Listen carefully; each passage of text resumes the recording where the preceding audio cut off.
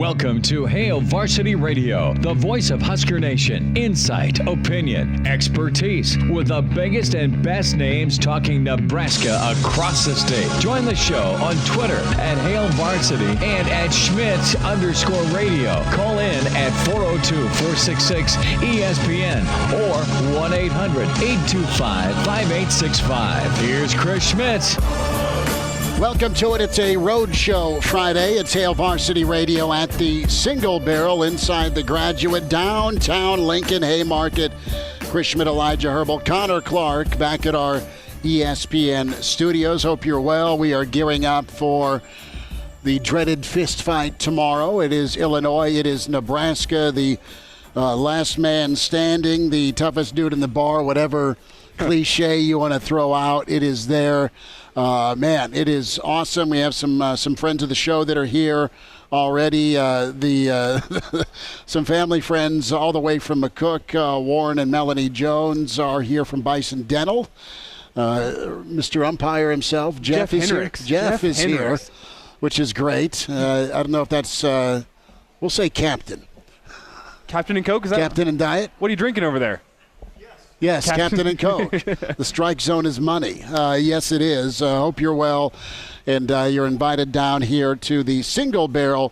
Incredible steaks, over 250 whiskeys to choose from and enjoy. We are streaming today, as always, on ESPN Lincoln Facebook, ESPN Lincoln Twitter. Can watch the show there. Also, the Hail Varsity Radio Twitter handle at HVarsity Radio. Behind me, if you're watching, is this locked oak door. This is where all the whiskey and bourbon are kept. You will not be disappointed when you come down to the Single Barrel and get yourself a filet, a New York strip, a sirloin, a T-bone, a ribeye. We've sampled them all because we love you, the listeners, with the steak choices here. Burgers, sausage, you name it, they got it. Incredible breakfast every morning as well here at the Single Barrel at 7 a.m. So gear up, find your way in, get a red beer if you like that as well, and jump in. Numbers to dial up on Hail Varsity Radio, 466-3776, 466-3776.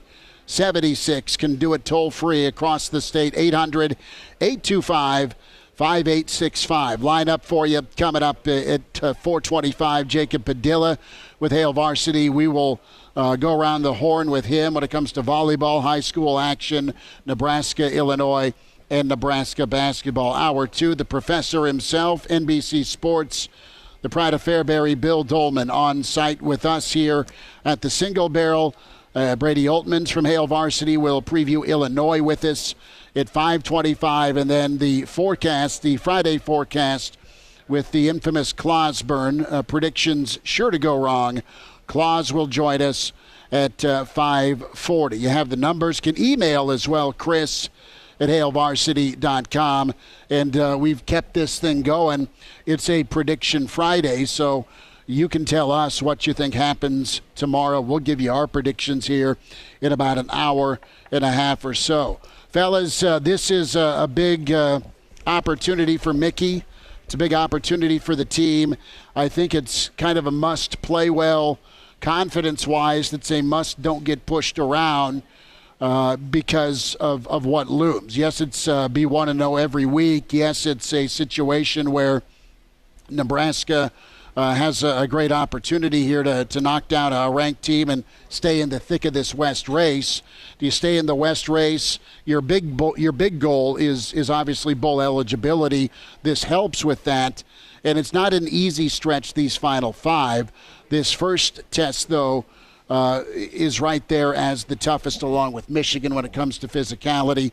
Michigan's otherworldly with their skill talent, but Illinois knows what they're good at, and they will hammer away. This is really a statement here for Nebraska. It's been emphasized by Mickey since he took over to be physical, to practice the right way. You get to see if that translates, and you weren't tough enough against Purdue stopping their run. You weren't tough enough or good enough that Saturday to get after the quarterback and affect some throws. You have a mulligan to do something about that against the Big Ten's best back in the West for sure, or probably a all Big Ten back in Brown. You have a chance to knock around a 70% completion percentage thrower in DeVito. And then defensively, I should say offensively, Nebraska's offensive line has taken more crap than about anybody this year. Some of it's earned, some of it's out of angst by the fan base. But you're taking on a front seven that has a sterling reputation right now. You can change a few minds, change the narrative a little bit, puff your chest out a little bit if you play some downhill football with the run game tomorrow, because you're going to need it, Elijah.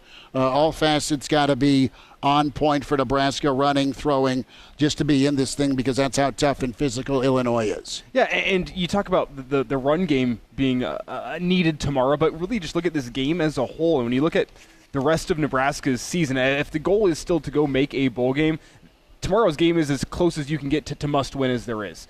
It really just eliminates all possibilities for slipping up through the remainder of the season if you do drop this game tomorrow, because then you have to go beat Minnesota, Wisconsin, and Iowa. I mean, I'm assuming we're chalking up Michigan as a loss if Nebraska loses this game tomorrow. But if you do lose tomorrow, you have to go beat Wisconsin, Iowa, and Minnesota, the big three in the Big Ten West, if you will. And that's something Nebraska hasn't done in a decade. I believe the last time was 2012. It's the last time Nebraska took down all three of those. So if you drop this game tomorrow, you're behind the eight ball in terms of making a bowl game, which, as we've talked about this week, is probably the bare minimum of what Mickey needs to do to get a real shot at head coach. Now, 5-7, he'll have an argument. I'm sure he'll get an interview, but 6-6 is the job I think Mickey knows he needs to do in order to get this job. And it starts with the big game tomorrow.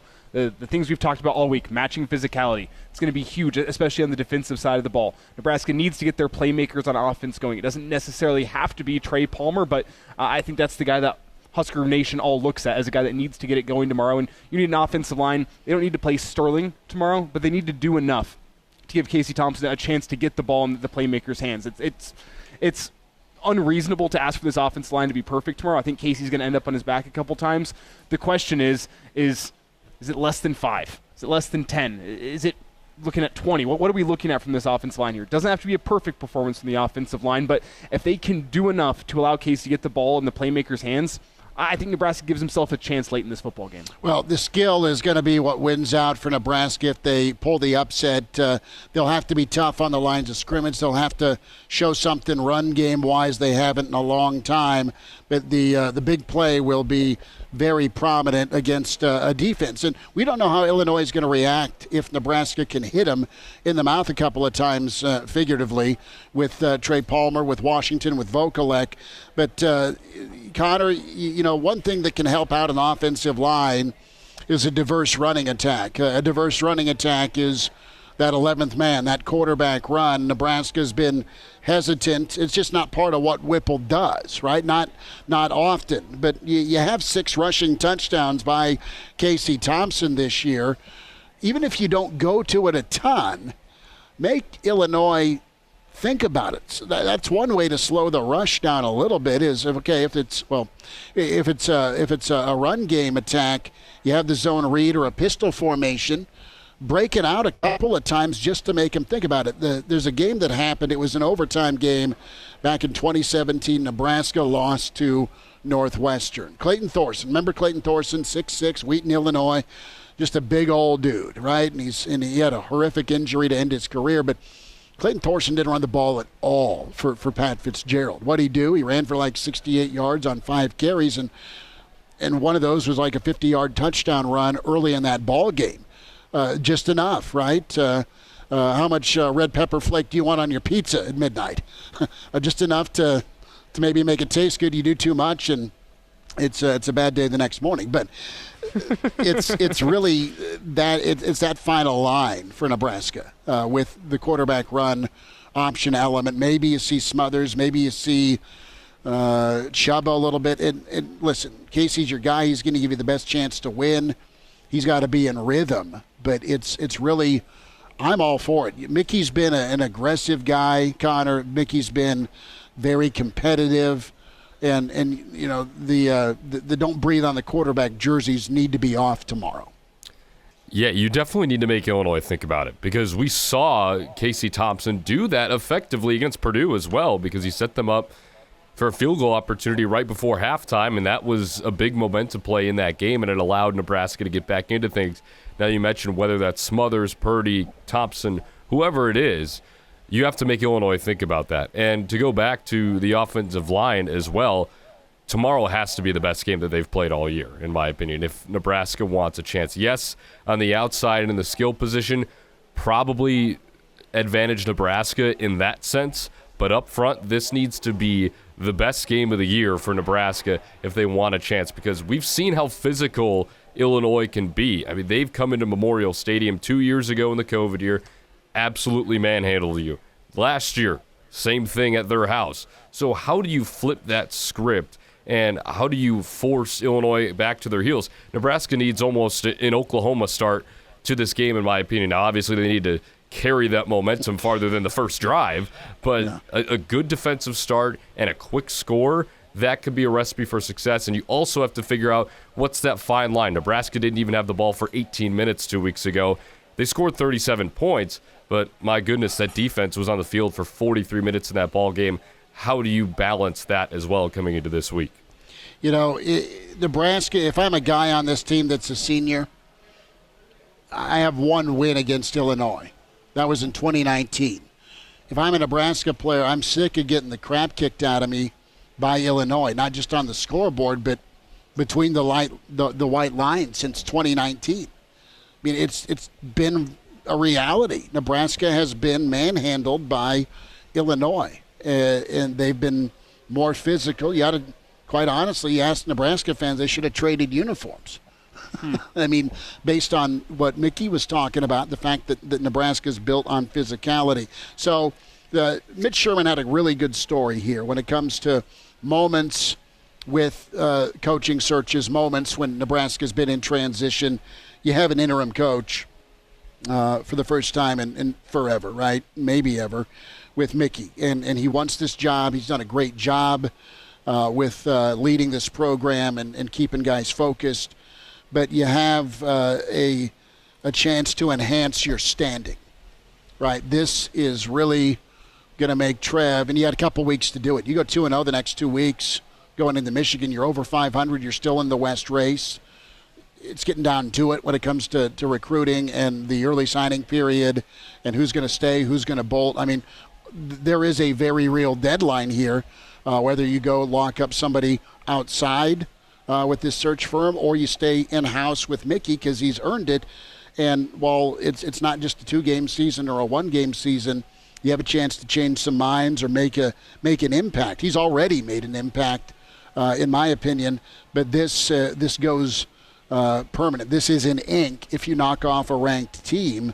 And Mickey's shown it's not just a flash. He's won a tough game on the road. I don't care who it's against. He's found a way to lead this team that can't win close games to win a fourth quarter, right? Strain to finish. That's what Mickey's cry has been. But it enhances your standing with a win tomorrow. And quite honestly, it is a moment. It's a big-time statement moment for Mickey and this football team tomorrow. They can play well. They can fight. They can play their hearts out. But, man, a win. I think the fan base it's bubbling right now. There's some optimism. Illinois is not overwhelming. They are damn good, though. But, man, this place is ready to just party and let it all hang out if they can go get a win, even over a 17th-ranked team. It's been forever. It's been 2016. Do the field goal posts come down if Nebraska gets the win tomorrow? No. Trev will put a mouthpiece in and put a helmet on, and he will prevent any sort of fine, let alone potential danger. No way. Trev's worked his butt off to get back in decent standing with the Big Ten. Last thing he wants is a phone call or FaceTime from the commish. You know we got to fine you for storming the field. Just go celebrate in the rail yard and in the Haymarket and on O Street, responsibly, of course, if they get it handled tomorrow. So we'll get our predictions coming in, but Nebraska, it just seems uphill, though, fellas, doesn't it? It just seems very uphill in an unfamiliar way. If you've been watching and paying attention, it's been Nebraska for too many years, not physical enough, but it feels really like a monumental task tomorrow. Well, the problem is we've talked about it this week. I do think Nebraska has some places where they can take advantage of Illinois' weaknesses, but on the flip side, Illinois' strengths are what attack Nebraska's weaknesses. That's their rushing attack, and that's their pass rush in their front seven. They attack Nebraska's weaknesses in both the offensive line and the defensive line, and at the end of the day, Nebraska's weaknesses are a hell of a lot bigger than Illinois' weaknesses. So there's your cause for concern, but the reason for optimism is I think Nebraska does have the best player on the football field tomorrow in Trey Palmer. What can they do to stop Chase Brown, who's arguably the second best player on that football field? That remains to be seen. But I do think Nebraska has the best player on the football field in Trey Palmer, and I think it could be by a wide margin. Trey Palmer has been very impressive this season, working his way up into a high-level draft pick for the NFL next offseason if that's the option he chooses to take. Can Nebraska find a way to get the ball to the best player on their offense, the best player arguably on the football field, and can Trey Palmer make Illinois pay if they do go single coverage? That's going to be a big test. Can you win as an underdog, right? That's part of the magic behind many interims that get the head coaching job. It's the ability to motivate, play above your skis, and can you deliver a bit of a surprise? You love this coach, you love what he's done for the program, but can he raise the team up to be something beyond what they've been? And that's part of this story tomorrow. Jacob Padilla is going to join us. We invite you down here to the Single Barrel in the Graduate Hotel. Whiskey to choose from, big old steaks to eat. Come on and see us here 4 to 6 with Hail Varsity, presented by Currency. And now, back to Hail Varsity Radio. Back into it at Hail Varsity Radio. We're here at the Single Barrel inside the Graduate Roadshow Friday ahead of Nebraska and Illinois. Chris Schmidt, Elijah Herbel, Connor Clark. We welcome in Jacob Padilla with HailVarsity.com and magazine. He has got a full slate of high school football action tonight, volleyball, hoops, you name it. He's on it. Jacob, thanks for the time. How are you?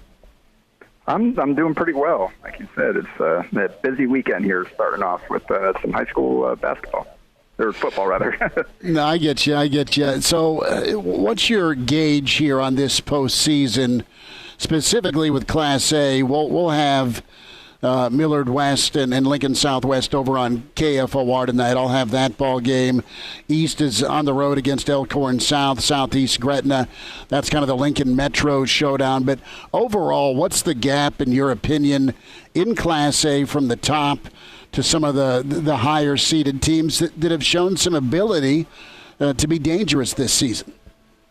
Yeah, I think it's pretty clear separation after maybe that top four. I think Bellevue West still has some questions. We saw, obviously, they're 6-3. But on their best game, they've got the firepower to keep up with Gretna, Elkhorn South, and Omaha West Side. So I think that's sets up for a pretty spectacular, I think, last few rounds of the postseason here. I think you mentioned that that Lincoln Southwest and Millard West game. That's probably one of the more intriguing matchups of the first round in A. But I already had to drive down to Lincoln to hear from Fred Hoiberg today, so I didn't want to have to head back down for a second one. So I'm checking out the doubleheader at Elkhorn instead. But you should have a fun one. But I'm looking forward to, once we get to potential, when you look ahead, we could get a Bellevue West Gretna quarterfinal, and then an Elkhorn South Gretna semifinal.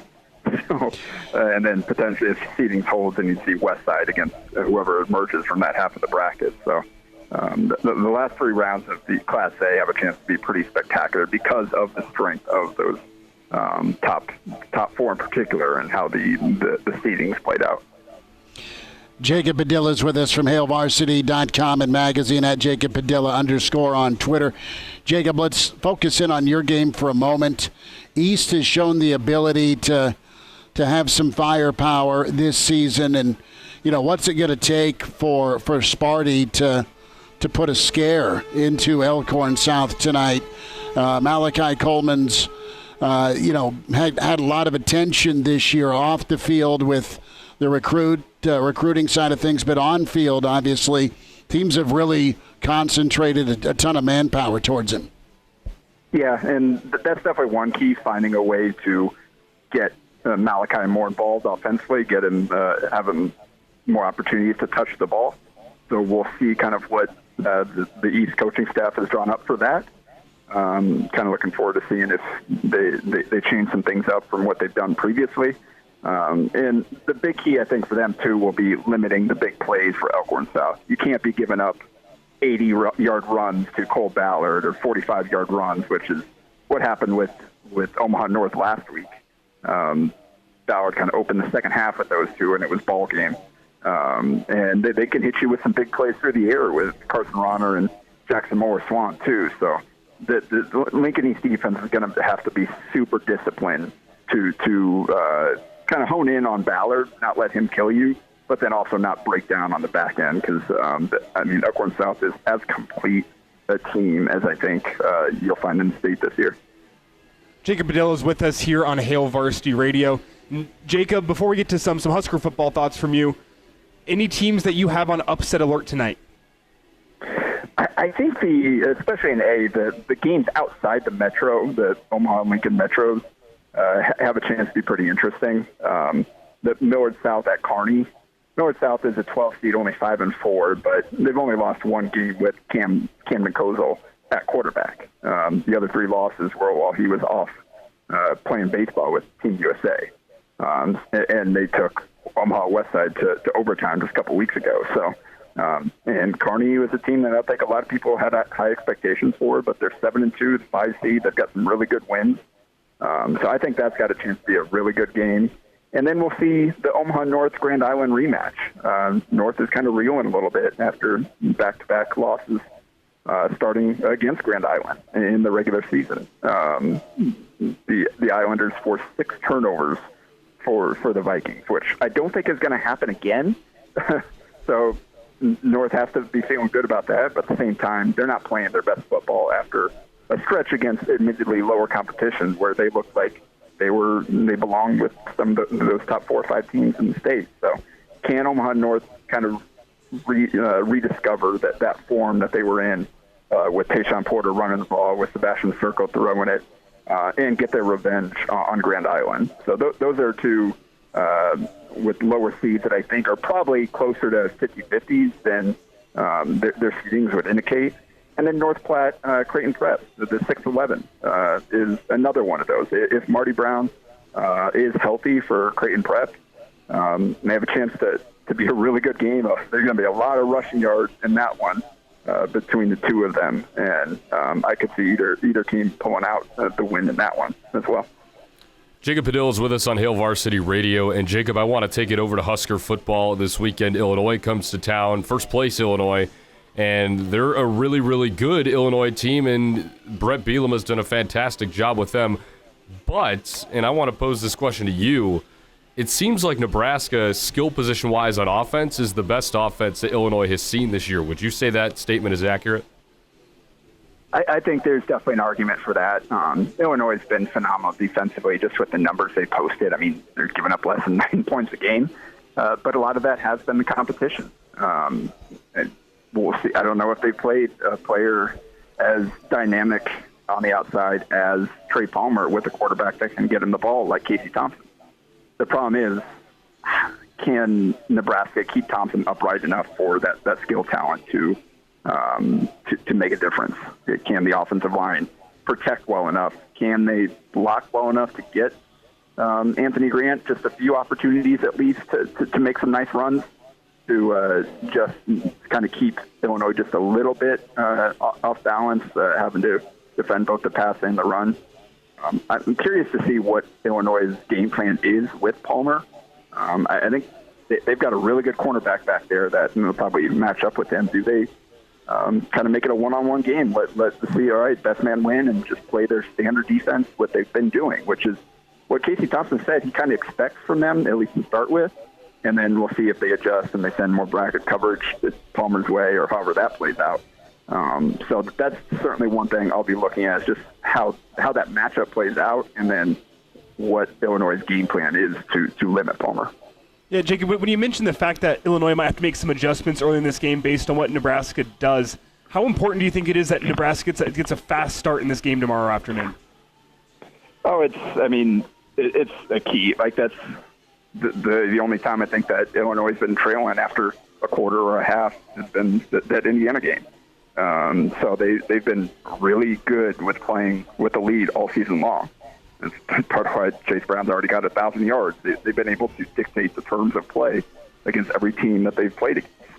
So if Nebraska comes out and has a quick 3-and-out and gives up a touchdown and then maybe a turnover, you fall behind 10, 14-0, it's going to be steep uphill battle the rest of the night. So they've got to come out and make sure that the defense isn't on the field a ton early as well. Like, I'm not saying you have to intentionally put together long drives, but you do have to get off the field when you've got a chance to on third down, because if they have to face a ton of plays early on, I just don't think they have the depth to hold on throughout the full game. So they got to make sure that they take care of business early on, give themselves a chance to play from kind of an uneven playing field as opposed to having to try to chase points there, because I don't know that they've got the depth or ability to do that against a team as stout as Illinois has been. Jacob Padilla's with us, Nebraska-Illinois preview. It's Hail Varsity Radio Roadshow here at the Single Barrel inside the Graduate. Jacob, the Mickey Joseph discussion could get a big boost, and it's already got a lot of momentum just because folks like Mickey, love his energy, love how the team's playing. And if that translates to wins, all the better. The effort and intensity's been very high under him. But where are you at as far as your judgment goes, and just kind of your gauge here, not only on the job and task Mickey's had to take on, but the weight of the opportunity tomorrow? Yeah, it's just so tough to know what to make out of this opportunity in terms of what it means for Mickey Joseph as a potential head coaching candidate. Because right now, this is only one part of the job of being a head coach. For the most part, he's done a pretty good job considering the situation he inherited. I think he's met the kind of threshold for what a coach needs to do at the very least, which unfortunately wasn't happening previously. So what can he do beyond that? They beat the teams that they probably should have beaten just based on the talent level of the two. And now you're facing a much tougher final stretch of the season. And if he can find a way to pull an upset here or there, that'll probably tell you something about his ability as a coach and kind of the trajectory that he's put this team on. But ultimately, we don't know what kind of staff he'd be able to hire. We don't know how he's going to handle an offseason. And we won't know that. Trev Albert's going to have to make that determination based on all the information that he's been able to gather in his observations of Mickey, in his conversations with him, in comparison to maybe what else he's hearing in terms of other candidates that are out there that he's considering. Jacob Padilla with us, Hail Varsity Radio Roadshow here at the Single Barrel. Chris Schmidt, Elijah Herbel, Connor Clark, as we are gearing up for Nebraska-Illinois. The Pride of Fairbury has arrived. Bill Doleman with us. A little bit more to go with Jacob Padilla here on the other side. I want to remind you about Red Zone tickets. They are selling fun since 2001. Do you have tickets to buy or sell? Do you want to go see Nebraska football or volleyball? Creighton hoops? How about concert or theater tickets? NFL action. You a Packers fan? You like the Vikings? How about the Chiefs? And Dave Matthews going to be in CHI in November. Red Zone tickets, your source.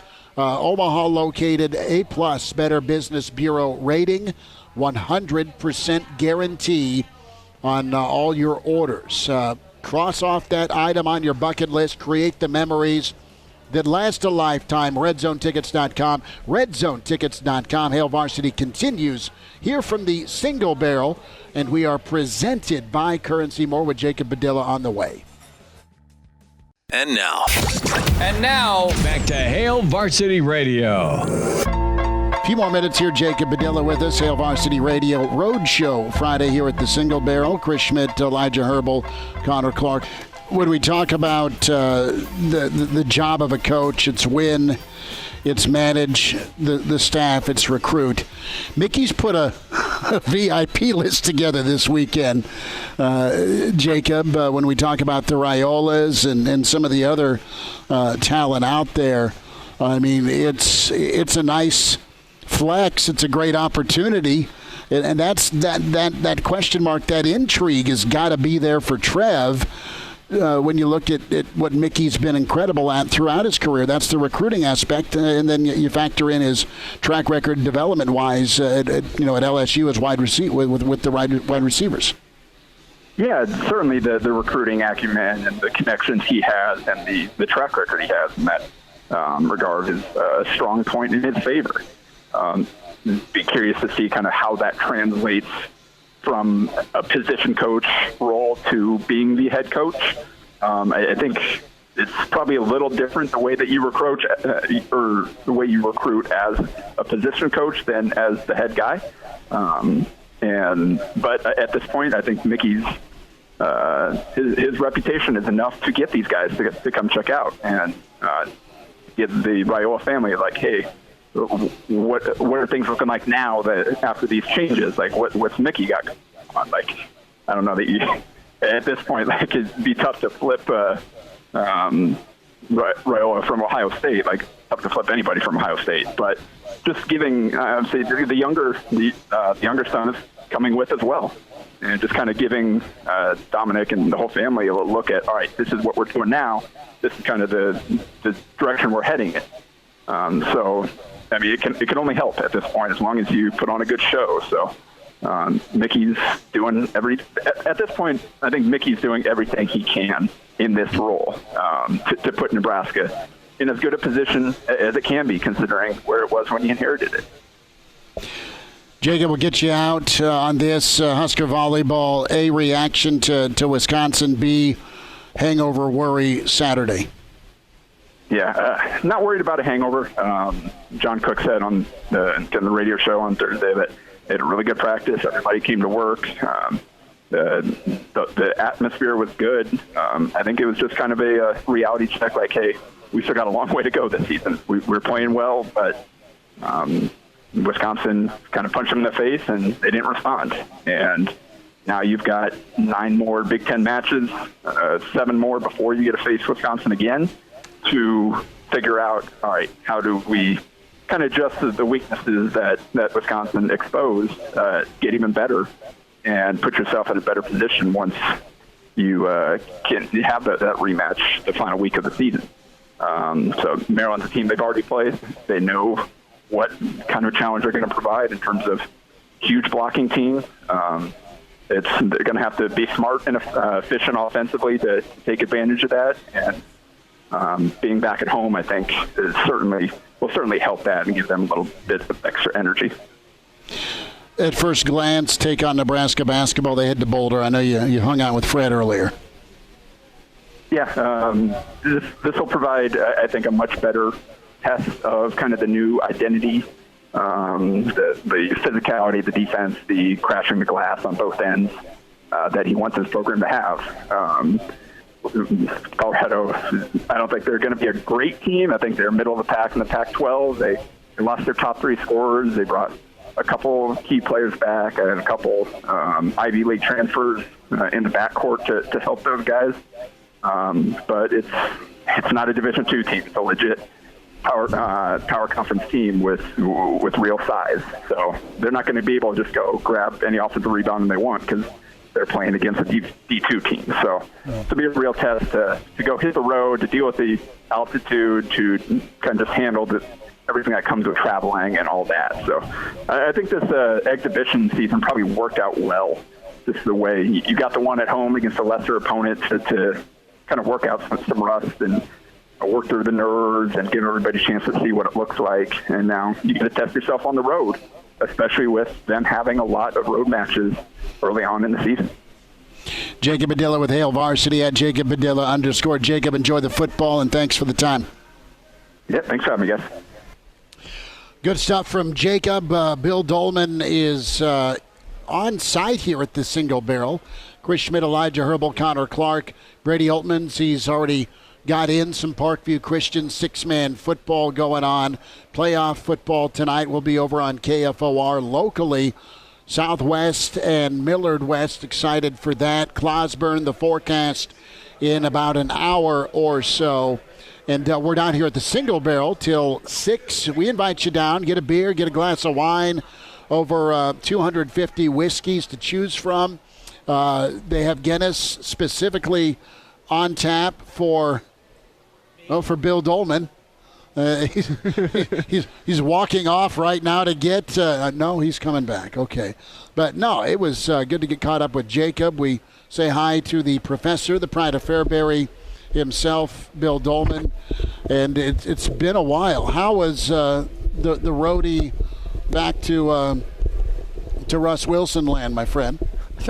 My trips to Denver are better than his. We'll just stop talking about the Broncos altogether. Yeah, that's for sure. Yeah. Oh, it's good to be home of the back in Nebraska. Of course, Fairbury, the home of the sub-district volleyball champions from last Tuesday night. Yeah. So people are talking about that too. So one of the reasons I came back. Well, how you feeling about Nebraska-Illinois? We've got a couple of minutes here. We got another whole hour to get into, but great opportunity for Mickey. I think every day is a great opportunity for Mickey, and I think every day Mickey continues to pass every test that is being thrown at him. But, yeah, this is arguably the toughest defense that Nebraska has faced all season. But I think, on the other hand, I think Nebraska's offense is the toughest test that Illinois has seen all season long.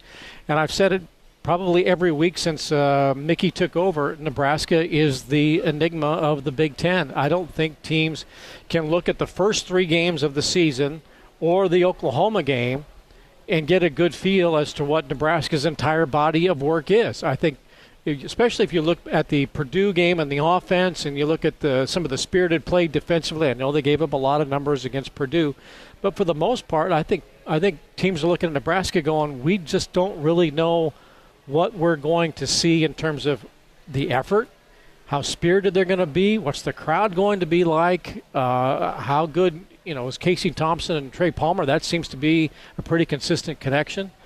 All of the things that we've seen over the last probably 2 or 3 games with Nebraska and Mickey Joseph, I think leads to a lot of concern for anybody that they play. Bill. And I'm right about that. No, you're right. I look at also, and I know it's your favorite topic, recruiting. Look at Mickey put this list together, brother. I mean, he's got a top-tier offensive tackle visiting. He may sneak a helmet and uniform on Dominic Raiola tomorrow. I'm sure Dom's got a few series left in him, but the Raiola brothers, the quarterbacks, one that's already locked in at Ohio State's making a visit. The little younger brother's making a visit. Yeah, what a recruiting move that was to go offer the little brother. And I'm not saying that it's only offered because of his older brother, but it's a kid who doesn't have a varsity snap just yet. Well, Raiola didn't have a varsity snap till this year, really. True. Quite a few of them either. Quick timeout. Connor Clark saying, shut up and get me to break. Hail Varsity Radio on the road here at Single Barrel, presented by Currency. He's in his 30s, but sounds like he was born with a stogie in one hand and a brew in the other. Now, say my name. It's Schmidt on Hail Varsity Radio. I got the body of a taut, preteen Swedish boy. One final time this way. You don't like the Kramer drop? Haven't heard that one before. Yeah, a little Seinfeld love there. Chris Schmidt, Elijah Herbel, Connor Clark, Pride of Fairbury, the professor, Bill Doleman. It's my favorite rejoin. Yes, because it's my favorite too. It says I'm still in my 30s. Yeah, I was going to say, that's a little outdated. You're starting to sound like your age now. I know I am. Or your age is starting to catch up with your sound. Something like that. Yeah. Something like that. We're streaming here on ESPN Lincoln's Facebook and Twitter. Watch along there, or the Hail Varsity Radio Twitter handle at HVarsity Radio. Give that a follow and watch the show. Hour 2 on the way. Brady Oltmans coming up at 5:25. The infamous Clauseborne in the Friday forecast, and then we are off to high school football at 7 locally here on KFOR. Good email from Todd. We can chew on this now and come back to it, and also dive into some more thoughts here on Nebraska and Illinois. But what's more likely to happen, Todd writes and asks, Palmer gets shut down or Nebraska shuts down Brown? And he goes on to say, so what happens if we get destroyed? And as Trev said, if Mickey wins X number of games, is the gig his? So those are all good questions. I think Mickey knows there's a timeline. I think Trev knows there's a timeline to make a decision. And then what we don't know is what's the interaction and communication been like with outside candidates. You've had 6 weeks since Scott was told to go goodbye to send some feelers out. Well, a couple things. And I'm going to take the next complete hour to talk about this without taking a break. So can't do it. Yeah, I will be beaten within an inch of my life. We're just going to go straight on through. I'm going to filibuster like a politician on this. Real Red reaction tomorrow. The whole I've been thinking about this whole wins, losses, and bowl games, and this metric thing. And I think everybody kind of settled on the Scott Frost metric was 6 games, 6 a bowl game, and some X factor wild card. Do they look better? Basically, don't suck. I don't think that there's. I don't think that there is a wins, losses, bowl game scenario with Mickey Joseph. I don't think he's gone out to say, Mickey, you got to win 4 more or 3 more, or you got to get to a bowl game. I think it comes down to, are we better? I think Trev has to think in his mind, are we better? And then he looks around to the reaction of the fans. Are we in a better place now than we were back on the old Reagan? Are you better off now than you were 4 years ago? Right. Are we better off now than we were 4 weeks ago? And I think the answer to that is yes. And I'm thinking about you ever heard of a little movie called Gladiator? Yes, of course. Okay, not entertained. Okay. Oliver Reed says to Maximus, win the crowd and you win your freedom, right? I think Mickey Joseph has won the crowd. I think 90% of Husker fans around the state and around this country, he has won them over. And that plays a huge role into the way this thing is going to go, and I'll continue on the other side of the break before Connor gets too mad and drops out of class. Bill Doleman, Connor Clark, Elijah Herbel, Chris Schmidt, Hour 2 from the Single Barrel. Welcome to Hail Varsity Radio, the voice of Husker Nation. Insight, opinion, expertise, with the biggest and best names talking Nebraska across the state. Join the show on Twitter at Hail Varsity and at Schmidt_radio. Call in at 402-466-ESPN or 1-800-825-5865. Here's Chris Schmidt. Back with you, Tower 2. It's Hail Varsity Radio. We are on the road here at the Single Barrel, back again. We've been away from this place for way, way, way too long. Chris Schmidt, Elijah Herbel, Connor Clark, Pride of Fairbury, the Professor Bill Doleman, NBC Sports with us. As we invite you down, we are here till 6. The steaks are to die for down here. The whiskey selection, unbeatable. And it is Nebraska-Illinois week.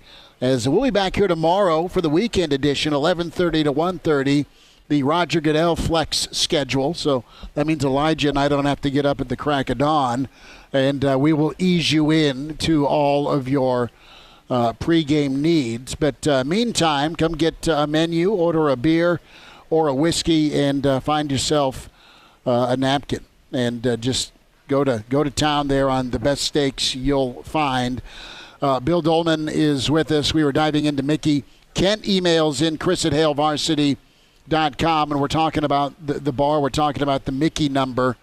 And 6-6 retainment's good with Kent, but the bar you don't want to base or overreact to is what Scott did or didn't do. That's the dynamic. I think you've got to separate Mickey and his body of work from what Scott did, and then with what Riley did too, when you're considering whoever you're considering, because it's been a tough 7 years here. And to me, it's we get into the eye test talk here in about a week with the college football playoff. It's 1,000% to me about the eye test with Nebraska. The eye test shows you that kids are getting coached up, they're playing hard. They may be playing above their skis, but they're competitive, and it's beyond the moral victory discussion point as well. You're winning some games, or you're winning the games you're air quotes supposed to win.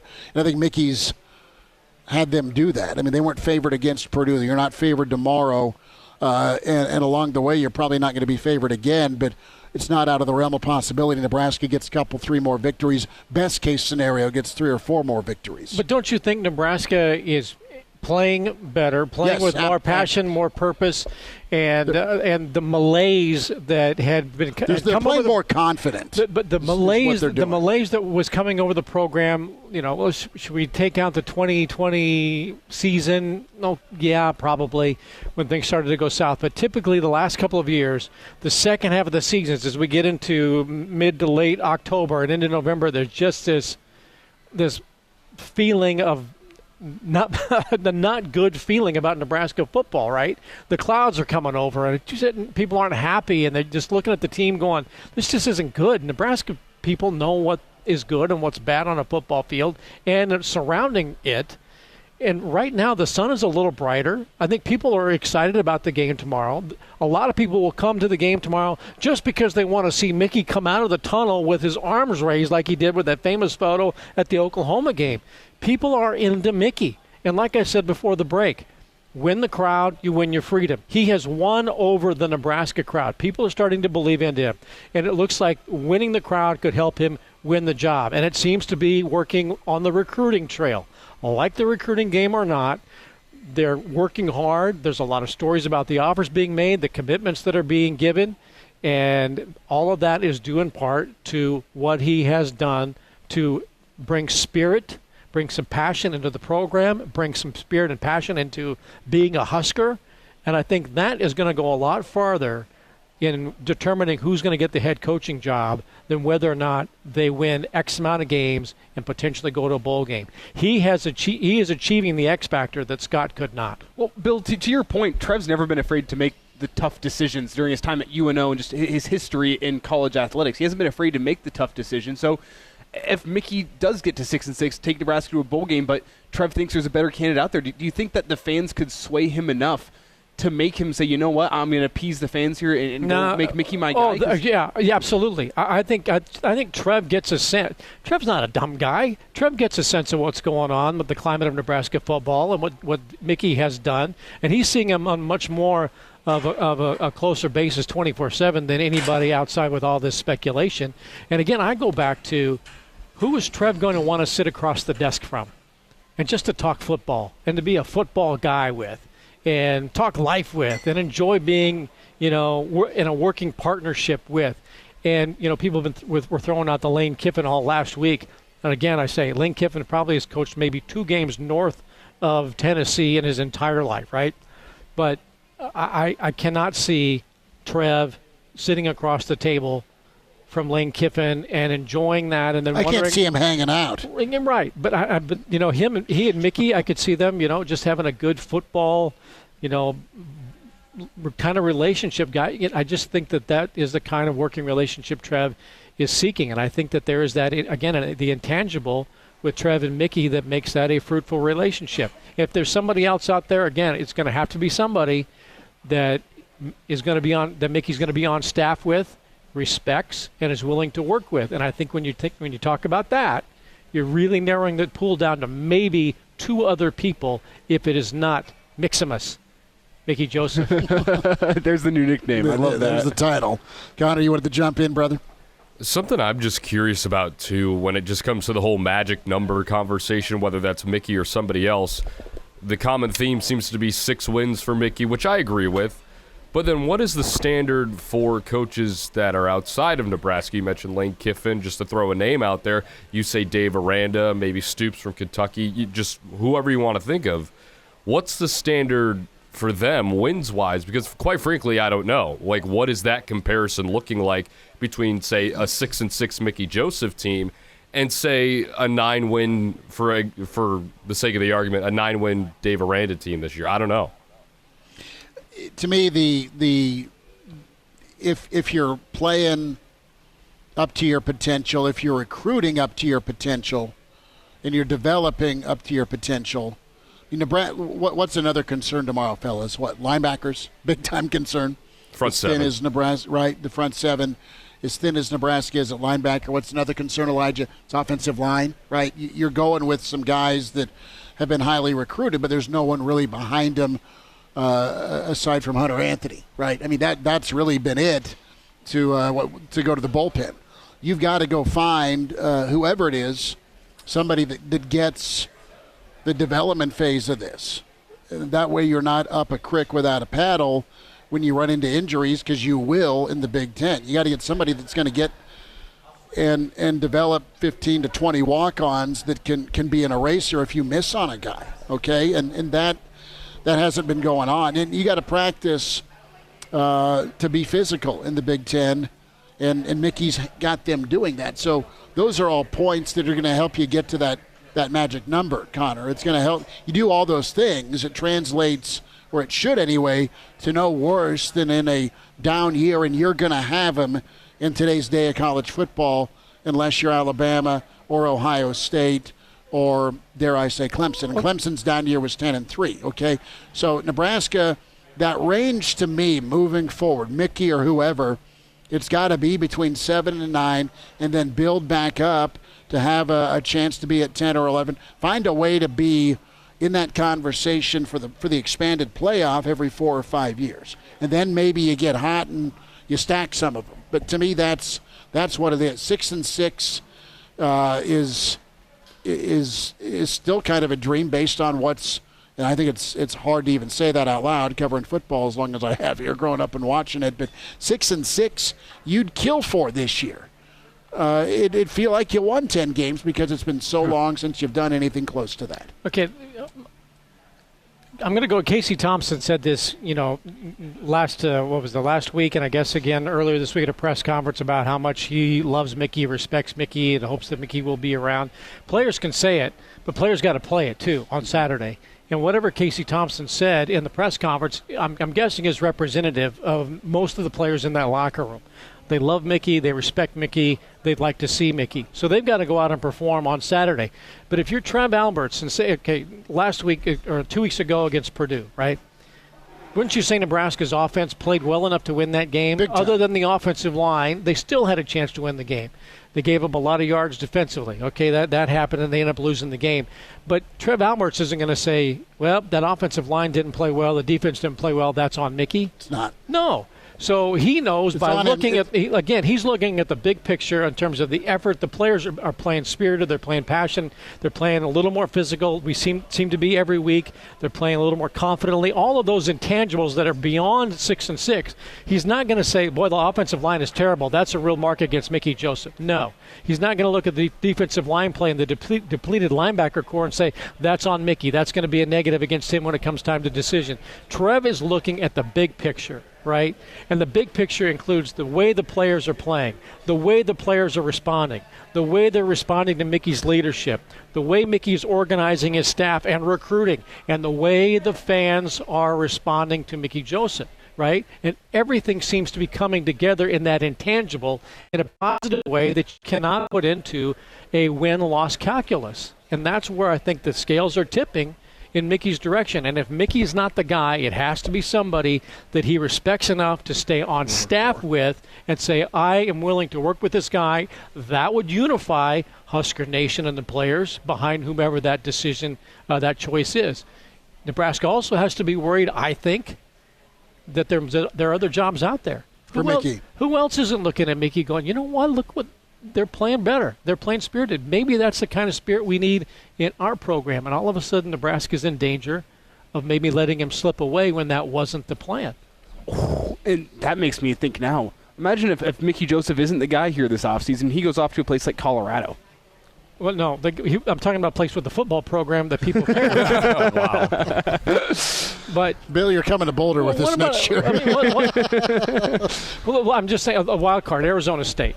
The Colorado point Arizona is well State's taken, take. and I will say, yeah, that might be the kind of program where they would say, well, it's the Illinois defensive coordinator, or maybe Mickey Joseph would be great for us in Boulder. I think bring Vance. I think that'd be very, very difficult. But there are going to be other jobs that either open now or will be opening in December that may say, what's Nebraska doing with Mickey? Is he not going to be around, or can we entice him to leave that associate head coaching position at $2 million a year and bring him in as a head coach in XYZ conference? What's your take on the Hugh Freeze extension? He got extended to stay at Liberty. Was that A&M? Is that Nebraska? Who do you think, let's play the speculation game, reached out to Hugh Freeze?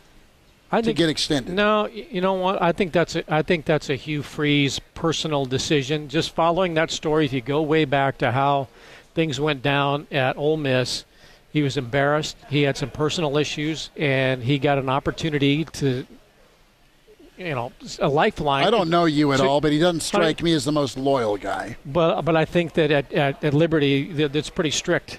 To be, to live your life at Liberty in Lynchburg, Tennessee, at that university, you've got to literally have come to Jesus moment, yeah. and I think he did, and I think maybe it's a personal thing where he thought, you know what, I can have more impact on lives positively because I got a second chance to give these people. I do. I think maybe it's just a personal thing where he said, you know what, this is my ministry now.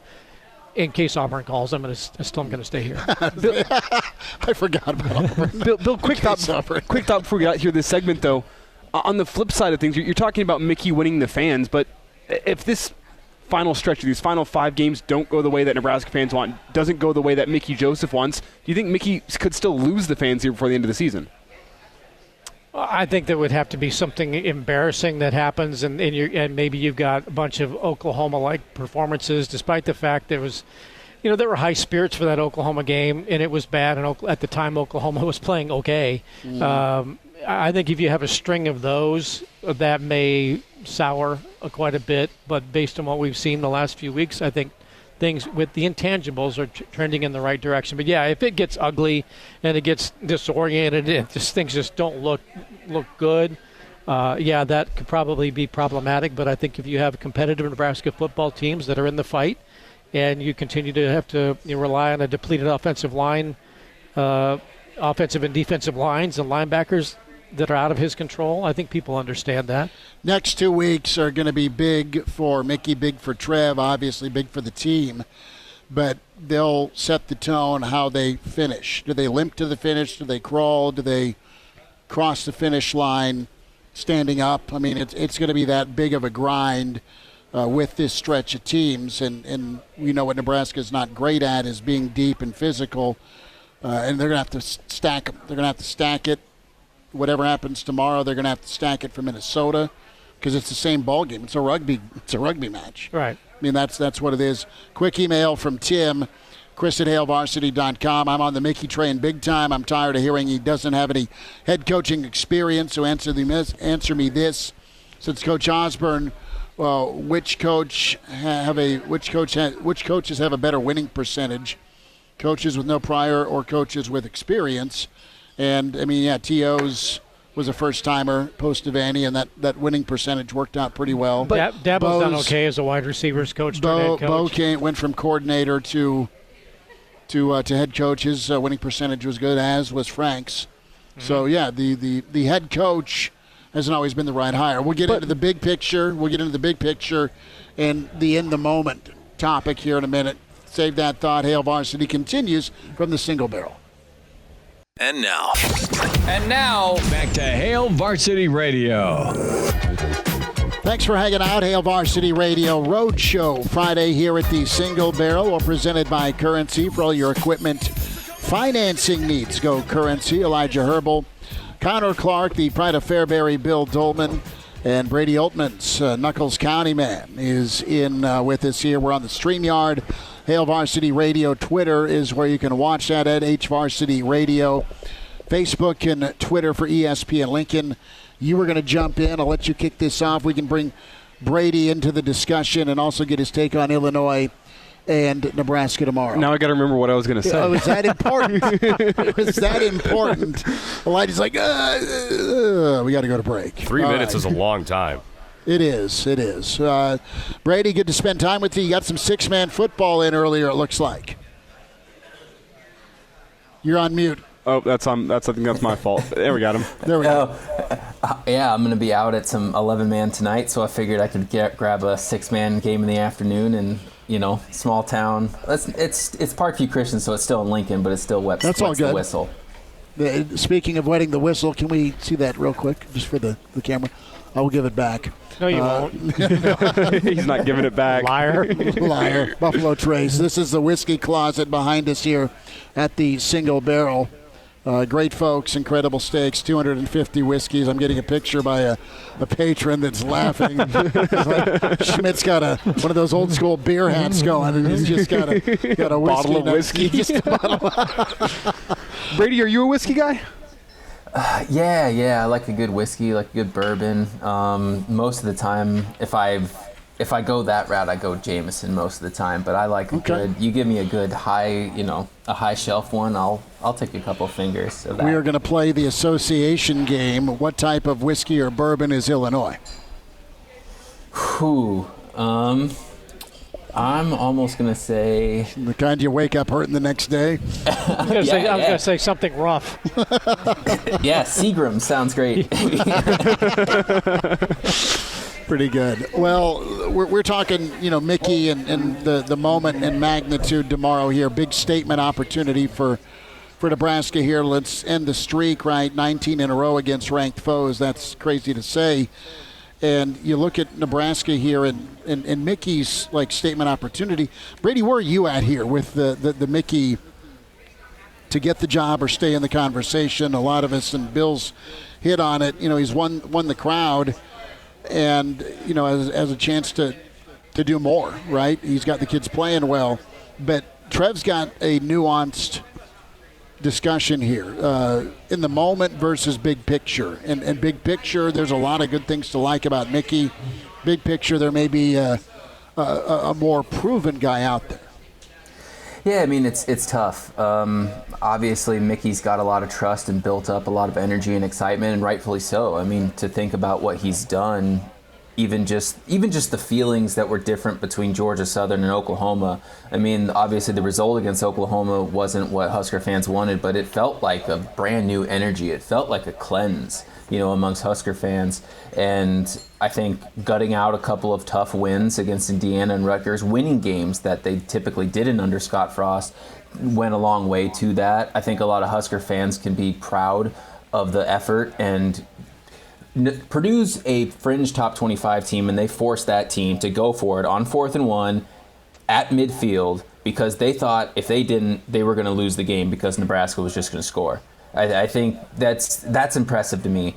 But I also think from Trev Albert's standpoint, it's a national search. This is a national job. You'd be doing a disservice to the program and a lot of people if you didn't do everything in combing through every crevice of the country for the best football coach. And if Mickey Joseph ends up being the guy for it, I think a lot of Husker fans can be pretty happy about that. Brady Oltmans is with us here on Hail Varsity Radio. And Brady, I think the problem for Trev is that you're not going to get a full body of work out of Mickey Joseph from this season. No matter what happens in the final 5 games of the season, it's still not his roster. It's still got its holes, and that's of no fault of his own. And you look around, you compare that to guys like Aranda, guys like Rule, guys like Campbell. All these guys have had the chance to go build their own program and show what they have. And Mickey's not going to get that chance. I think that's what makes things so difficult for Trev here over the next month is you're not going to know what Mickey can do building a program. It's all comes down to almost intuition and seeing what he does in these final 5 games to make you think, I think this guy is the right guy that can flip a program around. But he's not going to know. Yeah, I think it's a lot like putting a puzzle together because Mickey's been a coach for 30-some years now. He's been a head coach at the high school level. He's been a head coach at NAIA level. He's been different levels of coach throughout all phases of football. So you kind of piece that together. You see the relationships he's built, the trust he's built with a lot of people, and then you see the trust that he's built with the kids. I mean, like you said, this isn't his team. These aren't his guys, but he's gotten this team to believe in him, to kind of echo a lot of his sentiments and verbiage during the weeks, one game at a time, and just the little bits about I remember asking Garrett Nelson, for instance, can you rise to the occasion, top 25 team up, you want to play up to that level? And he said, nobody rises to the occasion, you fall back on your training. That's exactly something Mickey Joseph said, earlier this season. So I think, you're right, it's a little bit, it's not a full body of work, but it's pieces that come together. Brady Oltmans is with us on Hail Varsity Radio, and I want to jump forward to more so of a preview for Illinois this week. We saw against Purdue, the offense held the ball for less than 18 minutes, and I know you were there in the building, and so was I, and it felt like every time you blinked, Purdue with the ball back. So how do you balance that? Because you can't really knock that stat because it was working. So how do you balance that this Saturday and give your defense a little bit of a rest? It's really tough because you do want to be able to have sustained drives, but Nebraska's just been successful with the 2-minute drives that are 6 plays and go for a 30-yard touchdown pass or something. I think that's also something that they can find a weakness in the Illinois defense. That's going to be clipping them off the top. They're not going to be able. They want to run and establish a run.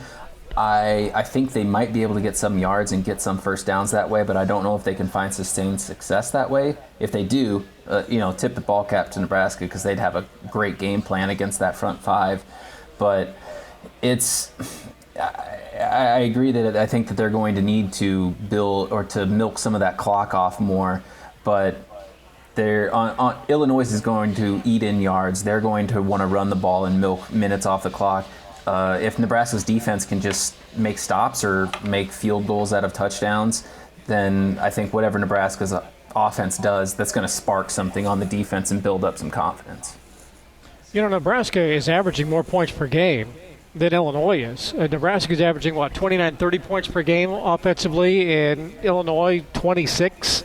So Nebraska is able to put some numbers. If they put too much attention on Trey Palmer, which teams are probably going to do from here on out, I think Marcus Washington has the capability of being a one receiver. He just happens to be playing, side by side with arguably the best receiver in the country, which is amazing to say about Nebraska football.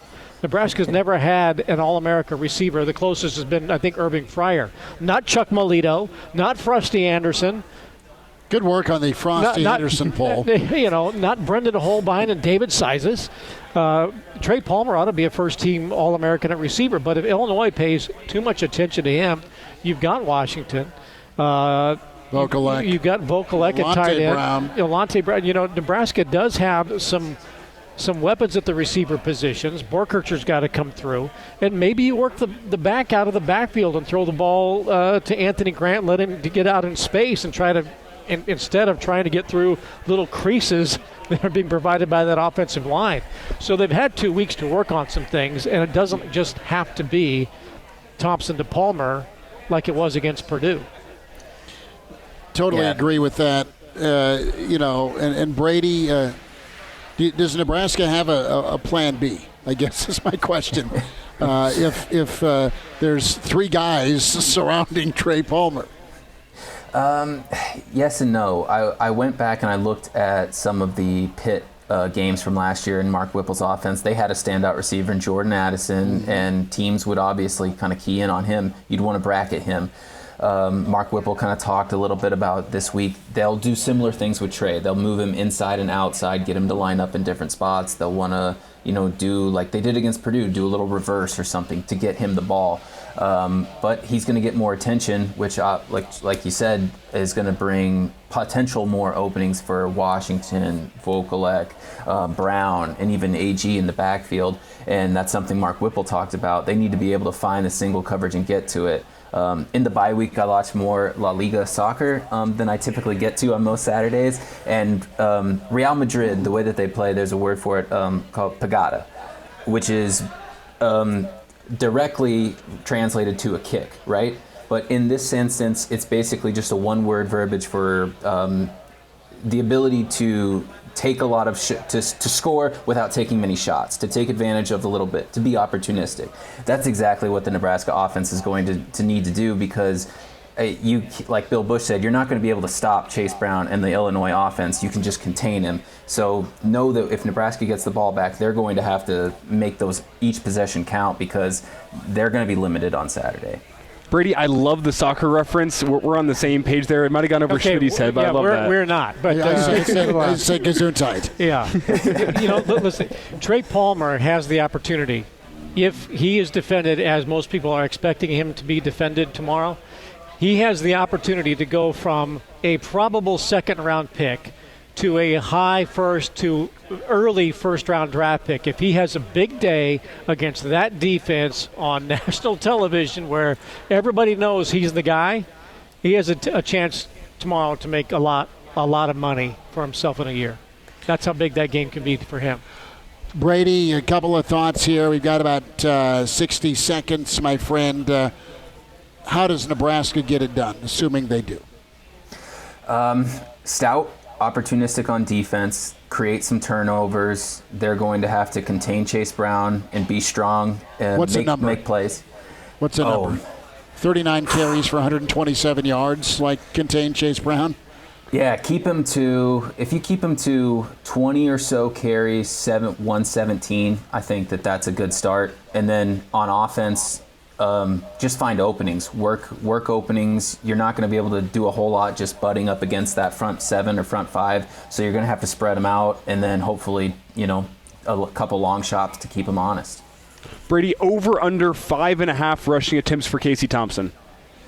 Whew, that's another thing. It should be over, but I don't know if they're going to go over on that. They need a little variety. Is that runs or runs for his life? No. Yeah, you buy the over on that thing. He runs for his life is way over 5. It might be over 5 in the first 2 possessions. Brady Oltmans with us at Brady Oltmans, writer with HailVarsity.com and magazine. Enjoy your football tonight, Brady, and we will check in with you tomorrow in the press box tomorrow, bud. Appreciate it. We'll see you guys. There he is. All right, Brady Oltmans with us. Friday forecast on the way. Clauseborne next.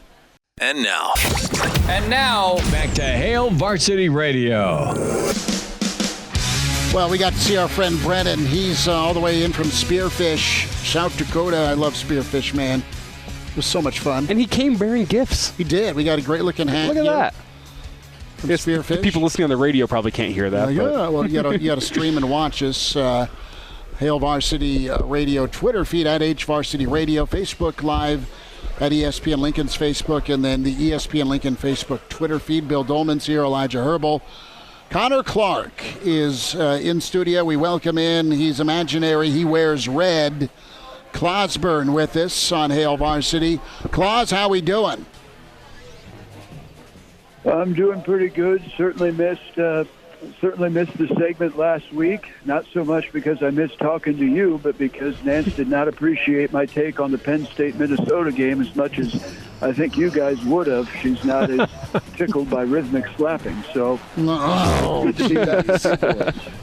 Wow, we snuck it in somehow. I can't. Well. Let's one way to put it. Yeah. How do you follow that up? Wow. With Penn State, Ohio State. Perfect. As we get rolling here on the forecast, Ohio State at Penn State. It's a day game. It's big noon. It's not night game. It's not whiteout. This really turned things around for James Franklin in year 3. Ohio State's supposed to just maul. Penn State needs this. Minus 15.5. You know what? It's going to be a closer ball game, but Ohio State wins. Penn State will cover 35-21. Just barely a cover for the Nittany Lions, but give me Ohio State. They stay undefeated. Elijah. Ohio State's one of the best teams in the country. I can't bet against them. I think they roll against Penn State. Penn State, good team, not a great team. Ohio State is not a great team. They are an elite team. So I will take Ohio State 42 and Penn State 17. The Buckeyes roll. Connor Clark. I agree. I think the Ohio State Buckeyes are one of the better teams, if not the best team in the country. I will take them 38-21 on the road. Bill Doleman, Pride of Fairbury. I think we're in the midst of the typical Penn State season swoon when they start off as a potential top 10 team and everybody's excited about them. Then they go through September, they lose the game they shouldn't, then they continue to falter as October goes on, and they end up at 8-4 or 7-5, and I think we're in the middle of that, and Ohio State wins at 42-21. All right, the win and cover. Claus, what happens here, Ohio State or Penn State? This game, I believe, is in Happy Valley, correct? It is. Well, usually that's a pretty intimidating place to play, but I don't think it necessarily will be this week. I think the fans might feel like they've got a kindred spirit in Ryan Day. I read an article where Ryan Day put off his responsibilities to ESPN and got fined for it. Because he went on a recruiting visit. And if there's anybody who can appreciate shirking your responsibilities and getting fined for it, it's the people of Penn State. So I'll take Ohio State in this one, 35, and Penn State 17. Never know what you're going to get. That's so good. That is so good. You never know what you're going to get unless we're talking about Penn State. Then you might have a pretty good idea of what we're going to get.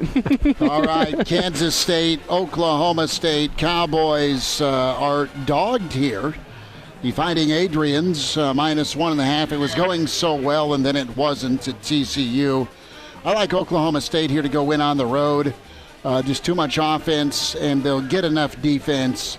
I think K-State's a good football team, but they're destined to be 8-4, 8-5. This is part of that run, similar to the Penn State swoon. Give me the Cowboys 27-21, an outright win. Elijah? Yeah, one thing that's affected here on this line is the fact that Adrian Martinez is a game-time decision. We've seen 4 years of Adrian. That dude's a gamer. He is going to play on Saturday, and for that reason, I'm going to take Kansas State to win this football game in a tight one. Give me Kansas State 31, Oklahoma State 28. They win and cover, the Wildcats do. Connor, what do you say here, K-State or Oklahoma State? I think Elijah brings up a pretty good point with Adrian Martinez and probably playing on Saturday, but I don't know. I still think Oklahoma State is still a pretty damn good team, so I'll take them by 10, 31-21. Okay. Bill Doleman. I, too, have seen many a game in which Adrian Martinez was a game-time decision, but have seen what happened when he ended up playing as a game-time decision. Therefore, since Oklahoma State scores 42 points in every single game that it plays, wins or loses, 42-21. I'm just going to say 42-21 every game that we have on the docket today. All right, Claus, you like the Cowboys or the Wildcats? Well, I'm going to talk about the other team's quarterback in Spencer Sanders because I think the young man may be enchanted. He is the only quarterback that TCU has not killed in the last several weeks. I believe Sonny Dykes has some sort of OJ-like vendetta against quarterbacks in the Big 12, but not Spencer Sanders. So I think he'll use that magic. If K-State Adrian Martinez shows up, great. If not, his backup seems to be Nebraska Adrian Martinez. So Cowboys 35 and Wildcats 24. We'll head to the SEC, the land of orange, in Rocky Top, Tennessee. Love the song. Love the fact that I didn't have to hear it too often in the 98 Orange Bowl. Kentucky and the Fighting Stoopses are on the road, 11.5. Kentucky's a good ball club, but, man, Tennessee's just different in a good way this year. Kentucky covers, Tennessee wins, barely a cover, 31-20. Give me Rocky Top, Tennessee. The hook gets Kentucky the cover. I got Tennessee in this one, but I got Tennessee winning this one in a tight game. Kentucky's a damn good football team. I think they're finally going to be the first team this year that can at least slow down Tennessee. If they can do that, they're going to give themselves a chance. And I'm not sure if I believe in the alternate jersey mystique, but Tennessee's in the All Blacks. Something tells me that's a bad omen. I'm going to take Kentucky to cover this one. Give me 38-35. Tennessee wins this one tight. Connor. Well, it's only a bad omen if they're wearing black in Memorial Stadium. So I'm going to go Tennessee, and they will cover this week. And I'm very high on the Vols this year. I think we may see a Vols playoff. So I'll take Rocky Top, and I'll take the cover and the win. Number? Let's go 35-21. Okay. Bill Doleman. Are we talking Colorado? No. Oh. Connor said very high. Sorry. Better watch the board a little more closely. I'm not a big fan of alternate uniforms, as everybody should know by now, especially if they're purple and you are the scarlet and cream. That said, I do believe in Tennessee, and like every other game that I'm picking today, 42-21. Claus, what do you say here? Wildcats or the other Wildcats or Vols? There's been a few people that have suggested maybe Nebraska ought to go after Mark Stoops from Kentucky. I think he's probably relatively comfortable there. He comes from a football family. The Stoops, there's lots of football families out there. The Stoops, the Pellinis, the Bowdens, the Josephs. Really, it kind of sometimes seems like there's only 4 or 5 last names in coaching, which, much like the state of Kentucky, only 4 or 5 last names. So I think he's probably feeling pretty good there in Lexington. But I don't think he's going to feel too good in Neyland Stadium. I'll take Tennessee 38 and Kentucky 21. Wow.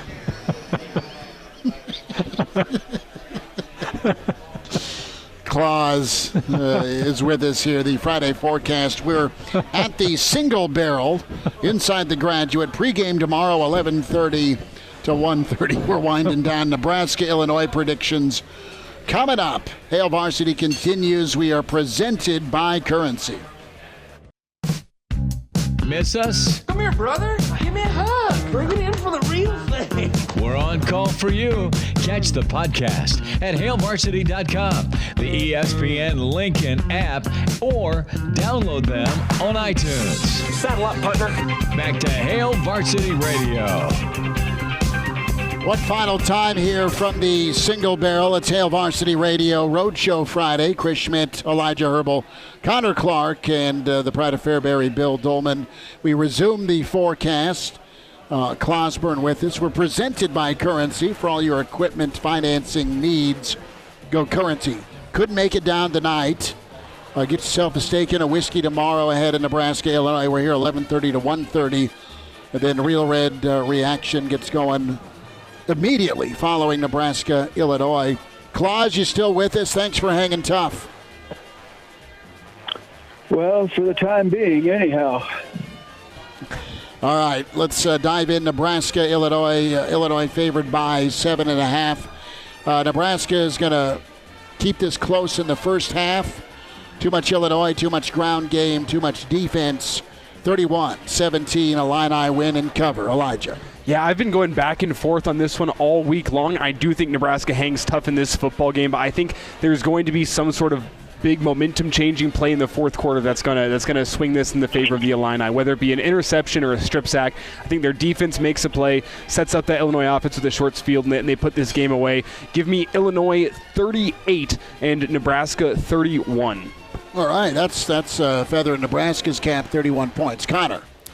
Yeah, I've also been going back and forth with this game all week, cover or not. Earlier this week, I said Nebraska covers. I'm not so sure about that anymore. I'm going to go Illinois 34, Nebraska 21. I was hoping he had sunglasses and a sport coat, a little risky business tribute. Bill Doleman, Illinois. What do you say here, Nebraska or Illinois tomorrow? Blake Hayes isn't back for Illinois, right? Is he still around? Blake Hayes? I don't think so. Not well. That's going to be the difference in the game. If they don't have that, if Illinois does not have Tony Eason didn't want any. If Blake Hayes is not back to punt for Red Illinois Grange. like he has the last 2 years, that punter cost Nebraska when he ran for 48 yards and picked up a 14 on a 3rd down and 7 here 2 years ago, and then forced Nebraska into a safety on a punt return last year. If they don't have that guy back, I don't know how they overcome that. So I look for Nebraska. I think that's a big difference. Nebraska 42-21 easily. Wow. If Blake Hayes isn't there. He's not. He's graduated. Okay.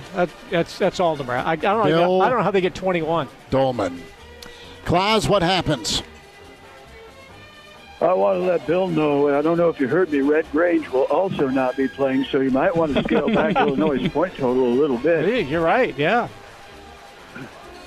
But I agree with Bill. I think Nebraska's got an edge in this one. I think even though Illinois has a pretty tough running game, as I understand from my insider information, they're going to be a little worn out this week heading into the game.